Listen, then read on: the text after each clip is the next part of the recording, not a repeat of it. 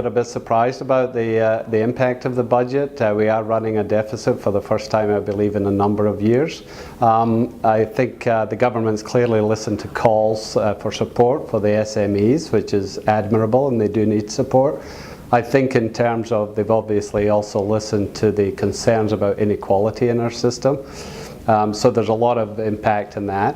I think I'm a little bit surprised that there weren't more positioning statements with regard to MNCs who contribute significantly to our society and to our economy, and they're facing challenging times around the region and globally as well. So I would have expected a little bit more commentary on that. The central theme for this year's budget is about chasing productivity. The Finance Minister has introduced a few measures. One of the measures is to extend the PIC scheme. What came out as a pleasant surprise is the PIC Plus, which is targeted only at the SME. It gives a higher amount in terms of claim, and hopefully the SME is able to take advantage of that. So as far as I'm concerned, there's no excuse for SME not to innovate, to pursue productivity, and to compete internationally. There was a lot of discussion in this year's budget around healthcare, and the focus has been a lot around the Pioneer Generation Package, which I think is a great initiative. It was stated that this will be a fully costed package of up to $8 billion by the government, which I think is a fantastic way to honour the older Singaporean population. But I think the message that came out today was that this is a budget around affordable and accessible healthcare for all Singaporeans. And really rebalancing the system as it was put, so looking at how do we keep people out of our hospital and look at new ways like home care and other initiatives so that all Singaporeans have a healthy future.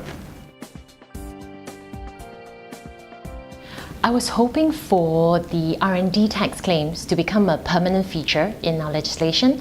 Well, that didn't happen, but that's still good news. So the 50% enhanced R&D tax claim got extended for another 10 years, and the intellectual property rights allowances also get extended. So overall, you know, there's still something there, which is good. I think what is especially disappointing is that the government has decided to increase liquor duties by 25%. Now, if you compare that with what Hong Kong has done, back in early 2008, what Hong Kong did was they abolished all liquor duties, and that was estimated to cost the government something like 70 million US. And you look at where Hong Kong is today with the increased wine auction sales and all that, Hong Kong is today one of the top 3 wine auction centers in the world, competing with London and New York, and probably Asia's top wine distribution and trading hub. This is a budget certainly of social transformation, right? The government's asking us to change our habits, change the way we act even as consumers, to embrace productivity. So we are asked to then reinvent Singapore. I think this is what the minister is asking from us.